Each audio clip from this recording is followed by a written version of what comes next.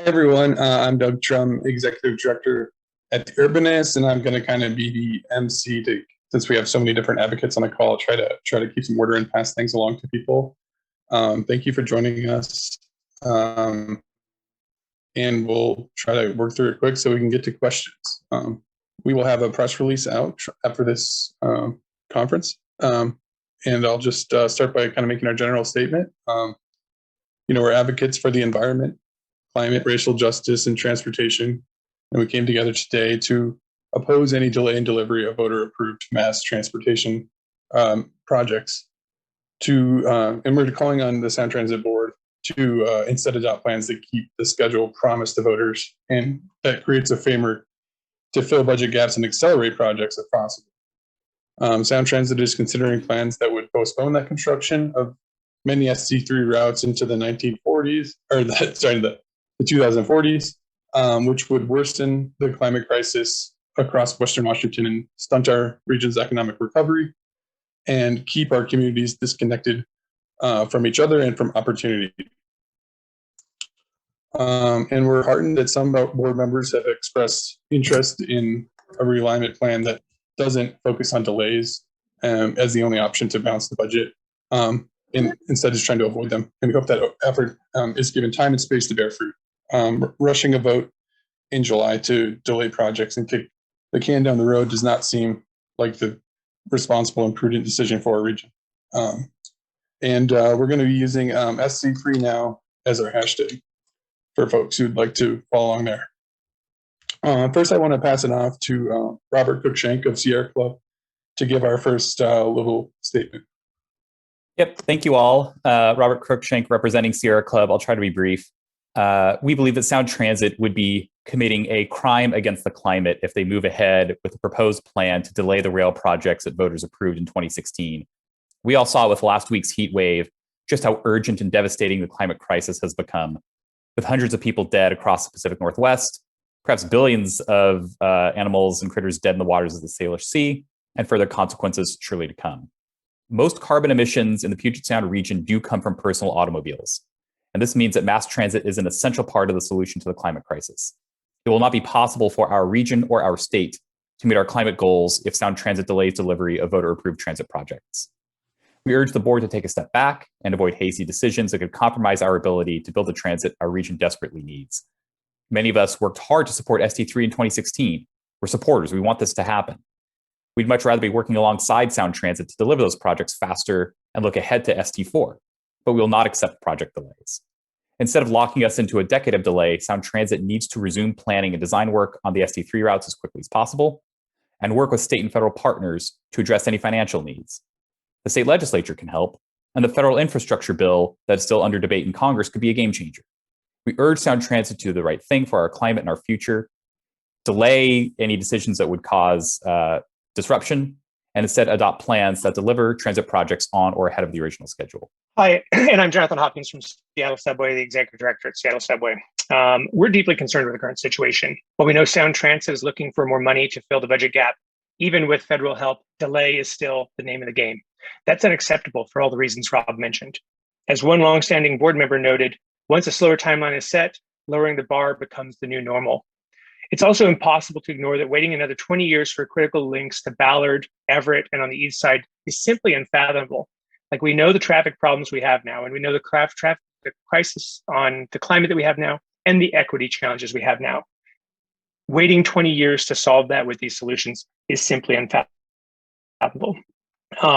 That's why this process, premised upon rolling over and giving in to delay, has united the business community with environmentalists, transportation advocates, and voices on equity to say that this is not the right action for this moment. We need to be speeding things up, not slowing them down. Sound Transit needs to pause decisions on realignment until it has figured out a pathway to accelerate projects. Again, 20 years is too long. They need to ask the question, what policy changes at every level, not just at the region and city level, are necessary, as well as what other revenue resources can be pulled to deliver things on time or faster. They haven't asked those questions yet, and we're therefore focused on small bore solutions. We're in the middle of a climate emergency, so it's time to start acting like it is an emergency. Thinking big means getting voters the service they need when they need it, and not acting to avert the worst of the climate crisis on a timeline that is actually relevant to that effort. Anything in the 2040s simply is not. Bottom line, we need to think bigger and act more urgently and stop thinking delay is the only tool. Policy changes and local and regional revenue are solutions as well, and they must be on the table. In fact, every time we've faced a similar crisis on Sound Transit, they have been the solution that we've gone to meet the needs and expectations of the people of our region. This is Anna Zavart's Disability Rights Washington, the Disability Mobility Initiative. And we are here to advocate for the quarter of the people in our state who are non-drivers. It's a quarter of our state population. Those of us who can't drive need reliable investments to access and participate in our communities. We should be leveraging all the resources we can to complete the projects as scheduled. We absolutely must be expanding reliable, frequent, and accessible transit options so that we can fully participate. We've waited long enough. I also live within a 3-mile walk of the Graham Street station, and I know there are community groups out there doing organizing that have been counting on these investments. I currently ride the King County Metro 7 bus, and it's already one of the busiest routes in the metro system, and it has remained so during the pandemic because so many of my neighbors like me are transit reliant. But unfortunately, it gets stuck on traffic on Rainier and so isn't as reliable as it could be. We need reliable transit options, and delaying Graham Street or any other investments in the system would be a huge mistake. Hello, Ryan Packer here with the Urbanist. The Puget Sound region simply cannot meet its carbon reduction goals without accelerating Sound Transit project completion timelines. The current proposal to lock in delay doesn't align with regional goals, nor does it align with the vision that the voters approved in 2016 when they approved ST3. This is exactly the wrong time to rush to sign our region up for delayed project delivery on these vitally important projects for nearly 2 decades into the future. The Sound Transit Board should take the time to get this right. Voters in our region have showed up time and time again at the polls to vote for more transit. This decision to lock in delay would be very antithetical to that. We can't support it. Hi, members of the press. Thanks so much for coming. I'm Alice Lockhart with the 350 Seattle transportation team. I don't think anyone was surprised this week when scientists confirmed that last week's killer heat dome was certainly caused by global warming. Yeah, we were horrified, but not surprised. Washington State was lucky this time. Of the hundreds of deaths, only 30 were here. We had 1,792 emergency room visits in Washington State. One of those was my daughter, who was given IV fluids. She's okay now, but I'm asking the press and the public, and particularly the Sound Transit Board, to unflinchingly face climate reality. We need to move with urgency to complete projects that help bring down climate emissions. Global warming is not waiting for us to get our act together. It's unrealistic to say that we can wait another 10 years to address the crisis. We need the board instead to seek out all possible different options for addressing the financial concerns. The only realistic path forward is to work with state and federal governments to build this on time or more quickly. Anything else is just going to alienate voters and worsen the climate crisis. Hello, McKay. My name is Christina, and I'm the Disability and Access Officer with the Transit Riders Union. And these delays are going to grossly impact my neighbors of color because, for example, the Graham Street station is in a highly African-American neighborhood, and the 130th Street station is surrounded by a lot of group homes, which are counting on having access to those platforms and to having access to the link right rail. And also with the delays is the ST3's South Sounder Capacity Expansion Project, which is supposed to fix and improve access to the platforms, which is needed, especially at the King Street station, where a lot of people like myself in a wheelchair have a struggle to get to the wheelchair accessible train because of so many people standing in the way and getting through. And I myself have missed a train many times waiting for people to move. And it's absolutely absurd to not include those improvements frontline before you bring in the trains. Those improvements need to be done first before you start rolling out these trains that are due to be brought in any day now. Thank you very much. Good morning. My name is Abdi Yussuf. I am with Puget Sound Sage and the coalition organizer for Graham Street Community Action Team, a coalition of 7 multicultural and multi-faith community-based organizations serving the Graham Street neighborhood in the Rainy Valley. We demand that Sound Transit to stop this realignment plan that would cause significant delays to programs such as Graham Street and North 130th. We have been working together for years with the South communities organizing for race and regional equity, South Core and Graham Street Community Action Team in supporting the Graham Street Station inclusion in Sound Transit 3. In 2018, the Graham Street Community Action Team created a shared neighborhood vision for an equitable transit-oriented development around the future light rail station. Our long-term goal has always been to plan early, take land out of speculation, create community capacity for local development, and launch multiple projects that work together to create a vibrant and resilient transit-oriented neighborhood. The Graham Street neighborhood is a community that has been historically ignored by Sound Transit. It would be disappointing to see Graham Street Station significantly delayed because our community partners have been waiting for the station for a long time. There are many community anchors that are waiting the opportunity that come with the light rail. As Sound Transit makes deeper investments in our regional transit system, we want the agency to affirm its commitment to equity and justice by directing these public investments to communities such as the Graham Street neighborhood. And just underscoring that the Seattle infill stations like Graham Street are delayed by 6 years in the current plan, in addition to 130th. And now we will hop over to Brock. Great. My name is Brock Howell. I'm the Executive Director of the Everett Station District Alliance. The ESDA represents the residents, businesses, and property owners surrounding the current Everett Station and future northern terminus of the light rail system. A couple of weeks ago, ESDA, Downtown Everett Association, and the Economic Alliance of Snohomish County sent letters to the Sound Transit Board requesting more deliberation and engagement with the business community on the ST3 realignment process. Instead of speeding up to lock in a 6-year delay, we should be slowing down to keep the Everett Link extension on time. For too long, Everett has paid into the system with minimum benefit. A 6-year delay to ST3 would not just be another 6 years without light rail service to Everett. It'd be a lost opportunity to grow our economy, to address housing affordability, and to address climate change. The 6-year delay of bringing ST3 to downtown Everett will have a compound effect, losing the ability to bring jobs and housing to Everett year over year. This is a far worse outcome than simply waiting for the train to arrive. It's time to slow down this train so ST3 can come in on time. Hi, I'm Kirk Hovenkotter. I'm the Executive Director of Move Redmond. We're the nonprofit advocate for better biking, walking, and transit in Redmond. Our member organizations collectively represent about 100,000 people who come to work or school in Redmond every single day. Let's not rush into delay. Puget Sound voters overwhelmingly supported Sound Transit 3 in 2016 and its timeline to deliver real, tangible benefits to their lives.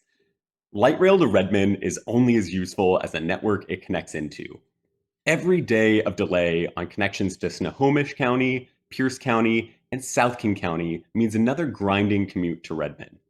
Redmond commuters and voters want our leaders to look for creative solutions to deliver projects on schedule. With potential new funding sources on the horizon and a region in the midst of an economic rebound, let's not rush into making a decision to delay and jeopardize voters' trust. And we can open it up to questions now. Good morning. This is Essex Porter from Channel 7 with a couple of questions. First question for Brock Howell from Everett.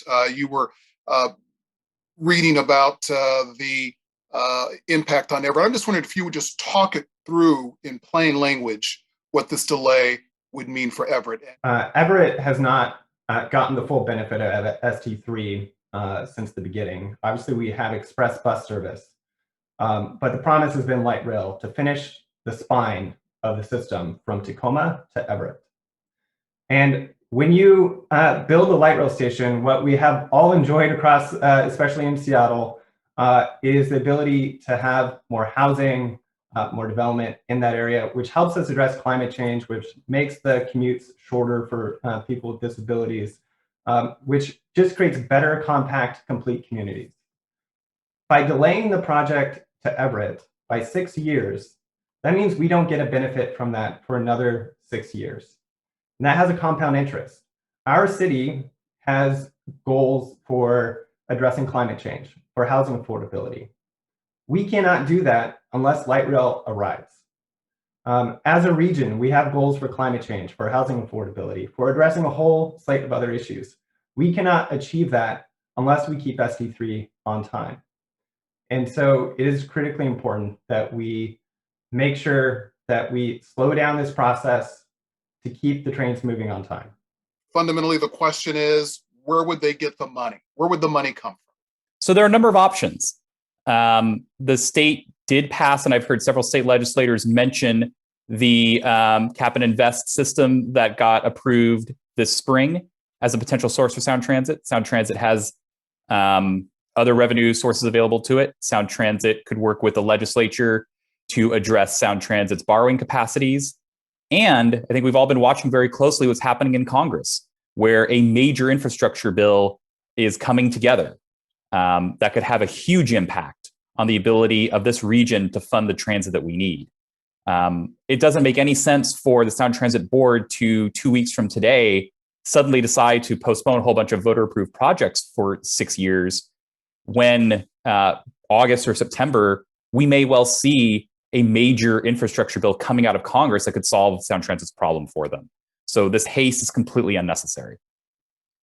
And Robert, to follow up, Senator Murray has been working on a federal request of more than $1 billion. Is that something for Sound Transit? Is that where some of this money would come from?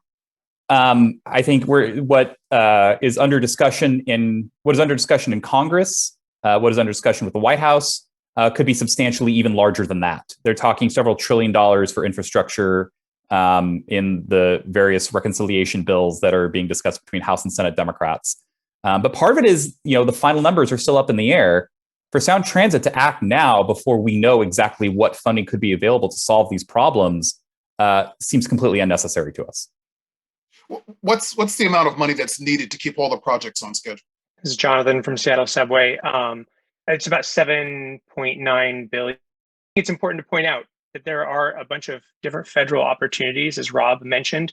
No single one of those is going to fill that entire gap.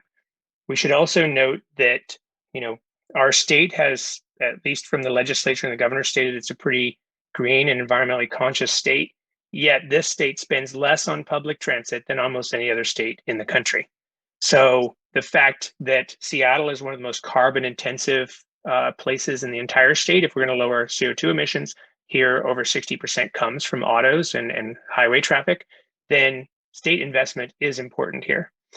And finally, local investment previously, there's opportunities for, if Seattle wants things faster, to chip in there. If the state gives us the authority to, we did have that authority in previous years with other types of transit. And there have been regional transit measures in the past to fill holes like this and recognize that we need more connections. Nearly 60% of Seattle's urban villages will not be connected to transit when ST3 actually is built out. So we can't even we cannot assume that ST3 is the end all be all of rail in our city. We need to build and plan like there's going to be more after that. Jonathan, the one place where it cut out was when you said the number that was needed. $7.9 billion. Thank you all. Thank you very much. Yeah, this question I think is for Robert Cruikshank. He mentioned a couple minutes ago borrowing capacity is one possible way to move more money into ST3. I don't know offhand how much capacity is sitting around out there. Have you done or seen any research that tells you how far how much farther Sound Transit can go into debt without screwing up its credit rating or running out of money for things like state of good repair. I mean, there's the authority that they've been given previously by the legislature, but for many years, a number of elected officials and advocates have pointed out that the legislature could provide more to Sound Transit and ought to do so. Sound Transit would be getting close to bumping up against the current limits, but there's, that could be addressed by legislative action. That could also be addressed through things like additional federal funding. Our larger point, though, is that the cost of delay is going to be far greater than any savings that are incurred. Nobody expects labor or materials or land to get less expensive between the year 2030 and the year 2040. And that doesn't even begin to price in the huge costs of the climate crisis, as we've just seen last week. We think the legislature might be receptive to this. There's talk of a special session in the fall. But we would rather work with Sound Transit to present a united front to the legislature to say, we need your help to solve this so that there aren't delays. If Sound Transit acts in 2 weeks, however, we would have to wind up resisting Sound Transit, which is not a place any of us want to be. We want to work as partners to get this all built on time or ahead of schedule. Yeah. And Mike, you noted there's the affordability problem really hits us in 2029, where we go below the borrowing limit that is self-imposed. So there could also be a choice of, is there a different borrowing limit? But there's a lot of implications to that. Yeah, I just haven't seen anything technical that tells you how much they could do, but obviously it's a conservative, cautious level that they have. But the problem that we see is they haven't started from the premise of, let's build this stuff on time or faster. Now, what does it take? And then let's move heaven and earth to get those things. Because the real need is getting the transportation that people need and to avoid the climate catastrophe that we're facing. Yeah, the carbon tax thing was interesting. The projections were 5.3 billion carbon taxes, but those were kind of divvied up by the legislature in a whole bunch of areas, from rural transit support to walk bike lanes to electrification subsidies. I think it's pretty obvious Sound Transit can't horn in and take all that 5.3 billion. Do you guys have a sense, or do you have members of the legislature telling you how much of that can realistically move to Sound Transit 3? I don't know the answer specifically in terms of numbers. I can say that, the Sierra Club hosted Joe Fitzgibbon a few months ago in a conversation with our members, in which he specifically mentioned those revenues as a possible option. Obviously, that amount that Jonathan flagged doesn't need to be found all at once. This is a long construction timeline. We would not want all of that money to go to Sound Transit, right? As you pointed out, that has been divvied up in intense negotiations with the community. We don't want to change that. What we would want to do is have the legislature sit down, say what might be available, what could a package look like, especially once we know what the federal government is bringing to bear. Congress and the Biden administration are out there with potentially major sums of money like we have not seen in decades for urban mass transit. There could be many options available to Sound Transit to cobble together the solution. And as Anna points out in the chat, that's not in the context of our state's overall transportation spending. It's kind of a drop in the bucket. Think of the questions. One thing I want to add real quick is we also saw there is, money out there that could be, whether in the form of loans, low interest loans like we saw for the Washington State Convention Center.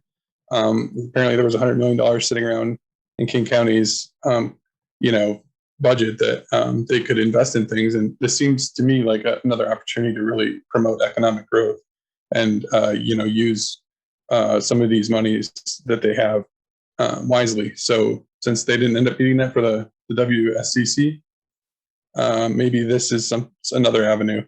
Just throwing that out there, since there's this feeling that there's never money out there, but it seems to arrive for certain projects. Is there anything in Kent Keel's realignment grid that you guys support? For instance, it looks like they're throwing all of the parking garages to the end of the timeline, but keeping the 3 in the Green River Valley that were promised in 2008 to the local cities. What's your take on the actual contents of Keel's grid? right now, parking spaces in those ST2 garages are $150,000 a space.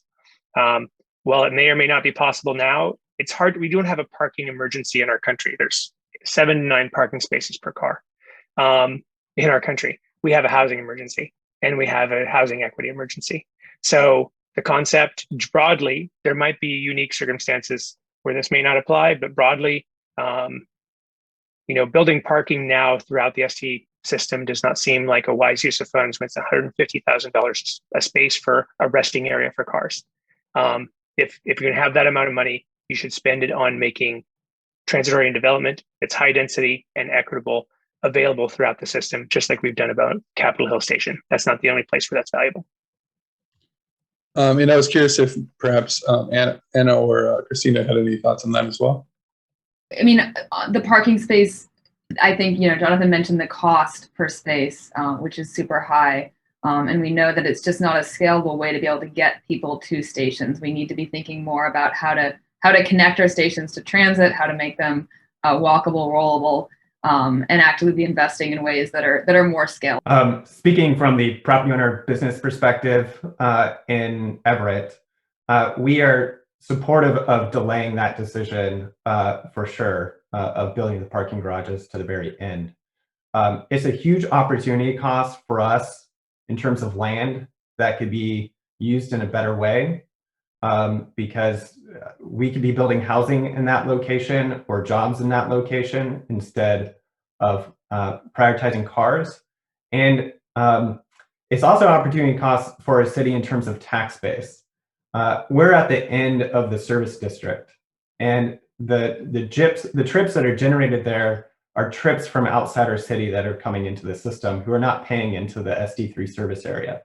And so it is an economic drain on our city's coffers, and our city is already struggling financially. So from our perspective, it is good to delay that as long as possible. And as Anna mentioned, to some extent, we'd be really open to the conversation. Could we redirect some of those dollars to investments in infrastructure that make more sense for our community, for connecting people who live in Everett to access the station? Does your coalition have any points of view about alignments? Are there cost-saving alignment options?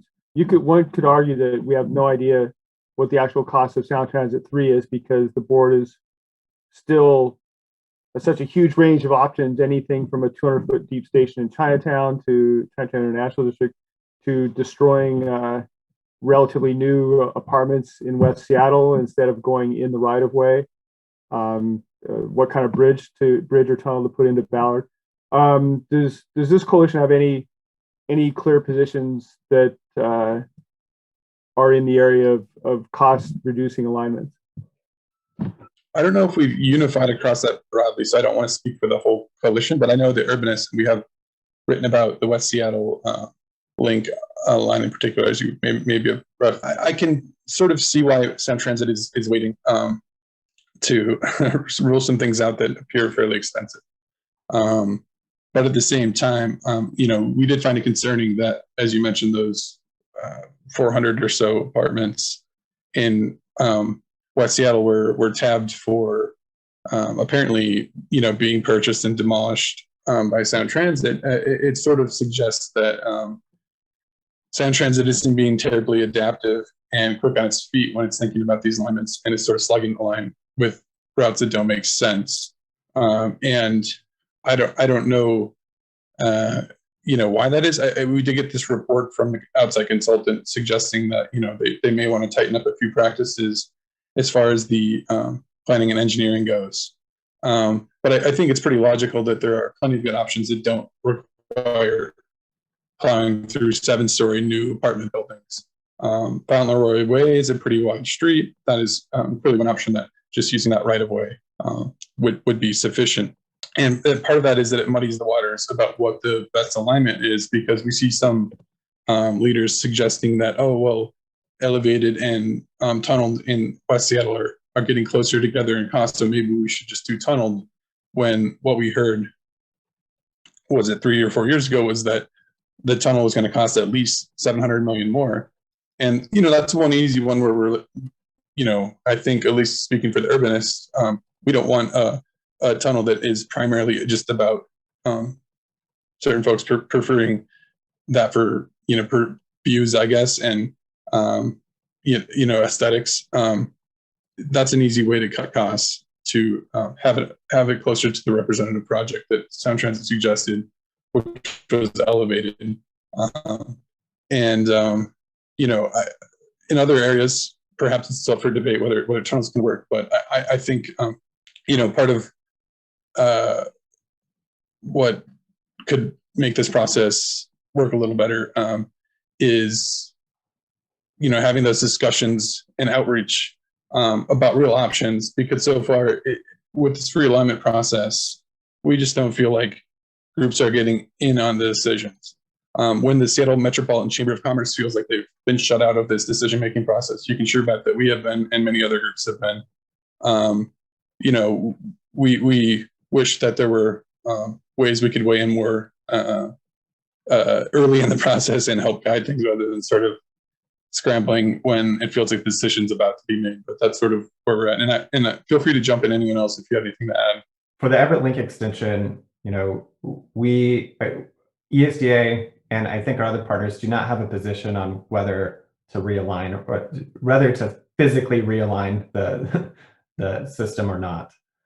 But as Doug alluded to, we have been frustrated that we haven't had an open discussion between the business community and Sound Transit Board and the agency about what opportunities are on the table for cost-saving measures that adhere to the historic promise from the mid-90s of building this mine from downtown Tacoma to downtown Everett. And that's the core for us. And then we'd be very much open to learning more and discussion about how we can do additional cost savings and build out the system in the proper way. And that could include physical realignment. It's not clear to me how much public right-of-way is involved in these estimates. But I think I've witnessed a lot of the 5-layer process from 2016 to 2020, and they get constant feedback from folks not within the urbanist community or the transit riding community who oppose removal of road lanes under any circumstances. So if you take that as the opening principle, the costs start to go up. Doug, you alluded to that. On the money side, one idea that's been flowing around, but political agencies have never acted on yet, is tax increment financing to develop huge around new stations and devote that money, the extra tax income, to Sound Transit. Is that part of your tool set that the coalition suggests? I think we're open to it. I mean, we want all tools on the table that keep it on schedule. I hope that the jurisdictions would also be aware that this is going to work with their budgets and not take too much out that they need to be investing in other priorities, whether it's affordable housing or other things that need to be paired with the infrastructure. But it's a unique thing that we now have the authority to do tax increment financing in the state, and I think that's something that should be part of the discussion, because it's sure a lot better than many of these cities waiting an extra 5 to 10 years for transit. We will send the recording and the press release, which has some of the statements. A few people who couldn't make it, like Chris Randalls from Complete Streets Bellevue, wasn't able to make the press conference, but did have a statement. So we will send that all around shortly. And thank you so much for joining us, and we appreciate your time.